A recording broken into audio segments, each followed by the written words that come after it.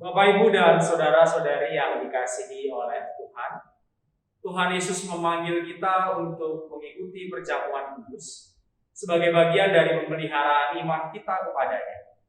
Marilah kita song-song panggilannya dengan mempersiapkan diri kita. Mari kita naikkan pujian Hidup Jemaat 85, Kusong-song bagaimana.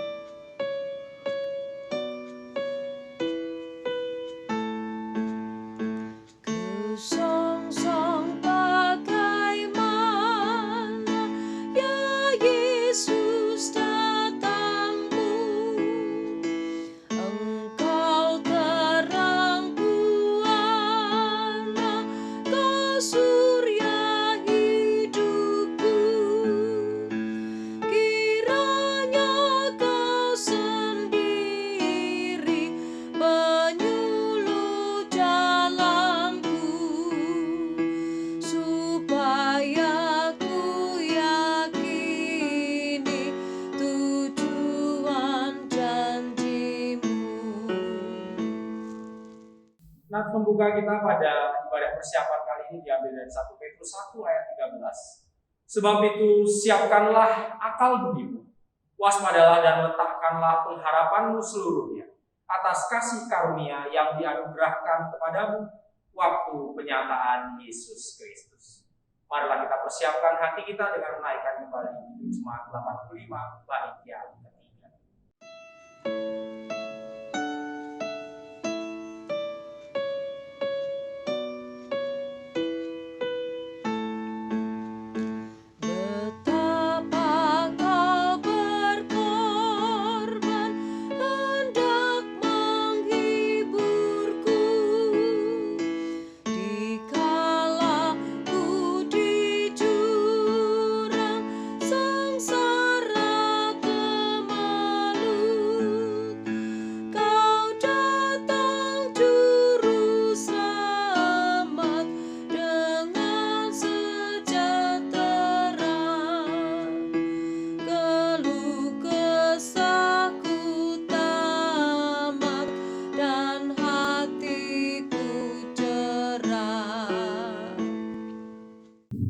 Yang dikasihi Tuhan, marilah kita persiapkan hati kita sebelum menerima firman Tuhan di dalam doa. Mari kita berdoa. Ya Allah yang penuh cinta, kami mengucap syukur atas panggilan-Mu bagi kami untuk mengikuti perjamuan kudus yang terakhir di tahun ini. Oleh karenanya pada hari ini kami mempersiapkan hati kami menyambut undangan Tuhan. Lewat firman-Mu, biarlah kami semakin dimantapkan untuk menjawab panggilan Tuhan yang begitu mencintai kami dengan memberikan kami kesempatan untuk menerima roti dan anggur. Berkatilah firman pada hari ini yang akan kami renungkan, biarlah itu menjadi sumber pemeliharaan iman dan kekuatan kami. Dalam nama Tuhan kami Yesus Kristus, kami berdoa. Amin.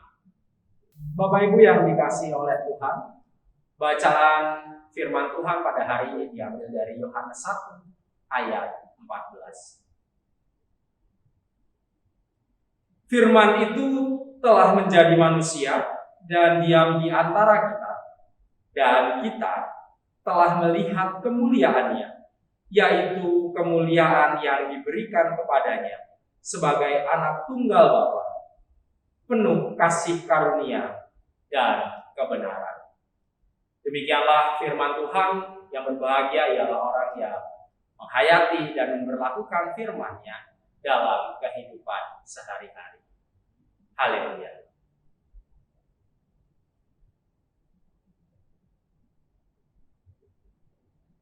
Bapak Ibu yang dikasihi oleh Tuhan, masa raya Natal sudah di depan mata. Dalam guliran masa ini, sejatinya kita menantikan sekaligus merayakan kisah kasih Allah yang menembus logika manusia. Lewat peristiwa turunnya Allah yang maha suci ke dalam dunia menjadi daging, kita melihat sebuah pilihan Allah yang sebenarnya begitu mustahil hanya demi menyelamatkan manusia yang kerap kali berulang kali mendukakan hati. Secara teologis, karya Allah ini dikenal dengan istilah inkarnasi. Kata ini serapan dari bahasa Latin incarne, atau dalam Alkitab sepadan dengan kata Yunani ensarge, yang secara harafiah berarti di dalam daging atau menjadi daging. Di dalam inkarnasi, Allah memutuskan menyelamatkan manusia dengan memilih jalan menjadi rapuh dan mengkomunikasikan kehendak serta karya penyelamatannya di dalam diri Yesus Kristus. Inkarnasi adalah satu misteri terbesar yang dilakukan oleh Tuhan. Misteri ini tidak dapat dipahami hanya dengan pemikiran manusia, karena ini menyangkut pilihan, pikiran, dan tindakan bebas yang dilakukan oleh Tuhan. Mengapa ia harus menjadi daging untuk menyelamatkan manusia? Injil Yohanes mencatat karya Allah ini dengan ungkapan, firman itu telah menjadi manusia dan diam di antara kita. Eskenosen en hemi. Firman itu di antara kita. Kata kerja diam secara harafiah berarti berkemah atau mendirikan tenda. Penggunaan kata ini untuk menggambarkan kehadiran Allah. Dengan jelas ingin mengingatkan kita semua pada era ini maupun era masa itu akan pengalaman masa lalu bangsa Israel. Seperti yang kita tahu sejak dahulu, umat Israel merasakan pengalaman kehadiran Allah yang bersama-sama dengan manusia dalam kemah suci yang di dalamnya terdapat tabut perjanjian Allah. Secara langsung, Israel menyaksikan betapa dahsyatnya pengalaman penyertaan Allah itu di dalam kemah yang mereka saksikan. Melewati padang gurun dan berhadapan dengan berbagai musuh serta tantangan dapat mereka atasi dengan mudah berkat kehadiran Allah bersama mereka. Kedahsyatan Allah ini juga nyata manakala sikap hidup mereka bertentangan dengan kehendak. Ketika Allah berkemah, Allah tidak bermain-main juga dengan pelanggaran yang dilakukan umatnya itu. Pengalaman yang intim bersama dengan kehadiran Allah yang demikian nyatanya tidak hanya berhenti di padang gurun. Setelah mereka tiba di negeri perjanjian, lalu berhasil menjadi bangsa yang besar, Allah tetap bersama umat Israel. Namun sayangnya, bukannya terus tumbuh menjadi bangsa yang semakin baik beribadah kepada Allah, mereka justru tidak henti-hentinya memberontak terhadap Allah. Para nabi diutus untuk mengingatkan perilaku yang keliru itu, namun nyatanya umat yang di tengahnya Allah berkemah tetap dikuasai oleh kedagingannya. Pertanyaan besar kala itu, lelahkah Allah dengan sikap manusia seperti ini? Menyesalkah Allah yang telah berkemah di tengah-tengah manusia? Jawabannya tentu tidak. Di tengah sikap manusia yang demikian, nyatanya Allah tidak pernah lelah dalam membangun komunikasi dengan manusia. Justru pada bagian yang kita baca hari ini, Ia menyapa manusia dengan cara yang tidak pernah terfikirkan oleh manusia sebelumnya. Ini firman itu telah menjadi daging. Firman itu tidak menjauhi dunia, melainkan masuk ke dalam kehidupan manusia. Di dalam Tuhan Yesus, firman yang semula-mula bersama dengan Allah, yang merupakan kesatuan utuh dengan Allah, kini hadir dalam diri manusia. Firman itu menembus logika manusia. Ia memperagakan kehidupan sempurna yang diinginkan Allah bagi manusia, sekaligus menunjukkan bela rasa terdalam Allah terhadap kondisi yang dialami oleh umatnya secara langsung. Kedatangannya sebagai firman yang menjadi manusia adalah wujud konkret cinta kasihnya yang mau merangkul kerapuhan manusia.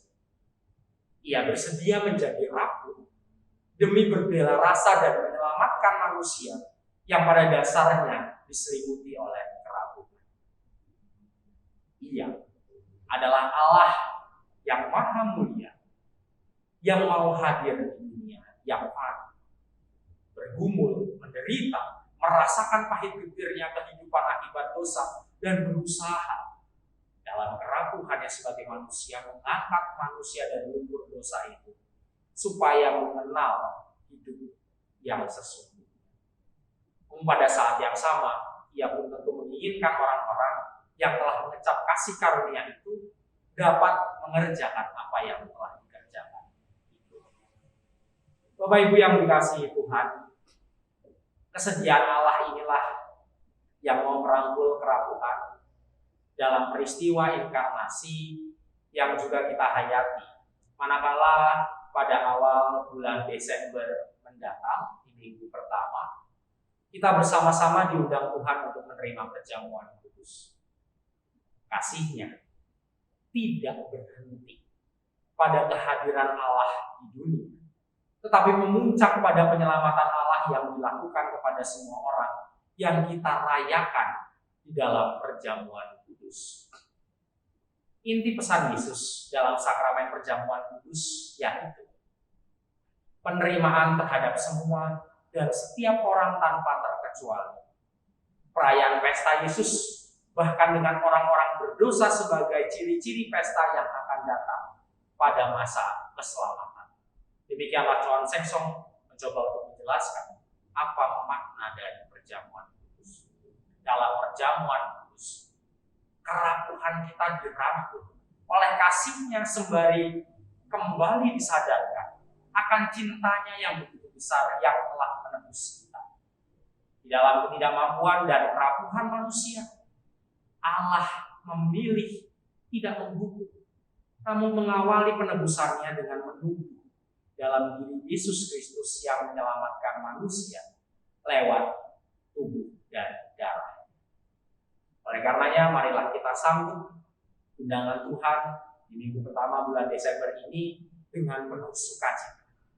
Syukurilah kasih-Nya dengan mempersiapkan diri kita sebaik-baiknya sebelum menerima perjamuan kudus.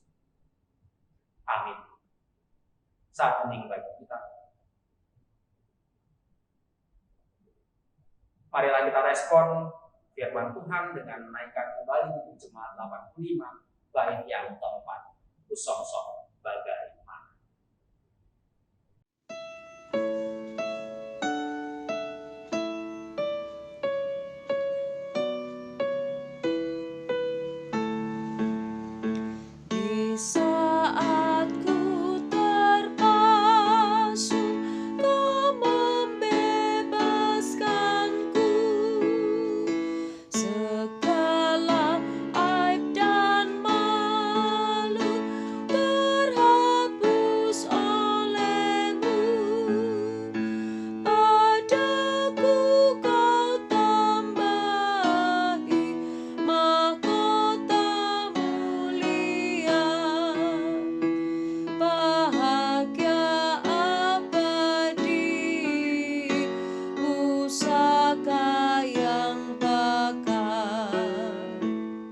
Sakramen perjamuan adalah sarana untuk memelihara iman yang didasarkan pada perjamuan malam menjelang Tuhan Yesus disalib.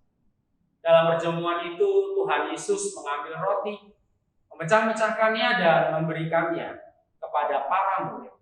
Katanya, "Inilah tubuhku yang diserahkan bagi kamu. Perbuatlah ini menjadi peringatan akan aku." Demikian juga dilakukannya dengan cawan sesudah makan. Ia berkata, "Cawan ini adalah perjanjian baru oleh darahku yang ditumpahkan bagi kamu." Sebagai sarana untuk memelihara iman, sakramen perjamuan kudus mengandung maksud. Yang pertama, roti dan anggur sebagai lambang tubuh dan darah Tuhan Yesus menunjuk dan mengingatkan bahwa penyaliban dan kematian Tuhan Yesus adalah dasar penyelamatan bagi manusia. Yang kedua, sakramen perjamuan menunjuk dan mengingatkan bahwa orang-orang percaya merupakan keluarga Allah. Yang ketiga, sakramen perjamuan menunjuk dan mengingatkan keperjamuan yang sempurna di surga sebagai kesempurnaan keselamatan. Dan yang keempat, sakramen perjamuan menunjuk dan mengingatkan pemberitaan tentang kematian Tuhan Yesus sampai Ia datang. Bapak Ibu yang dikasihi oleh Tuhan, sebelum kita menerima sakramen perjamuan kudus, marilah kita bersama-sama menguji diri dengan bertanya pada diri kita masing-masing sebagai berikut.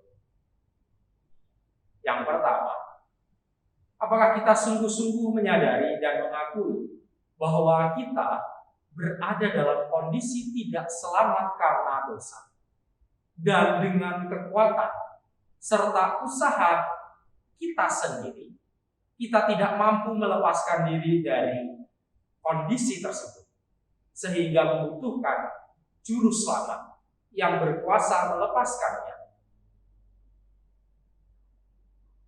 Yang kedua, apakah kita sungguh-sungguh bertobat dan menyerahkan diri dengan penuh keyakinan kepada Allah yang menyelamatkan manusia melalui kematian dan kebangkitan Tuhan Yesus? Yang ketiga, apakah kita sungguh-sungguh bertekad menyerahkan diri untuk hidup sesuai dengan firman-Nya? Yang keempat, apakah kita sungguh-sungguh bertekad senantiasa menjalani hidup penuh syukur atas anugerah penyelamatan Allah? Marilah kita hening sejenak untuk memberi kesaksian iman.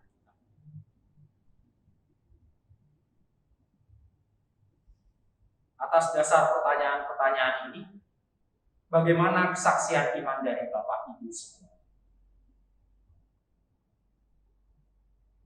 Marilah kita mohon kekuatan yang berasal dari Tuhan agar kesaksian iman kita untuk ikut dalam perjamuan kudus diberkati dan dimampukan untuk menyambut perjamuan Tuhan dengan penuh sukacita. Mari kita berdoa. Ya Tuhan yang Maha Kasih, kami mengucap syukur atas undangan Tuhan bagi kami semua. Saat ini kami mempersiapkan diri kami dengan penuh kekhidmatan untuk menyambut pesta perayaan iman kami di dalam perjamuan kudus. Biarlah Tuhan sendiri yang memimpin langkah dan persiapan kami, sehingga ketika tiba kami mencecap tubuh dan darah Kristus, kami benar-benar diyakinkan akan penyelamatan yang hanya berasal dari Tuhan atas dosa-dosa kami. Biarlah perjamuan kudus ini juga memelihara iman kami, sehingga semakin hari kami semakin dikuatkan, karena kami sadar Engkau tidak pernah meninggalkan kami sendirian di dunia ini. Mampukanlah ya Tuhan kami mempersiapkan diri dengan baik, sehingga dengan penuh sukacita kami maju ke altar Tuhan dan menerima roti dan anggur Tuhan. Di dalam nama Sang Kristus yang telah hadir ke dunia dan mengorbankan dirinya demi penyelamatan manusia, kami berdoa.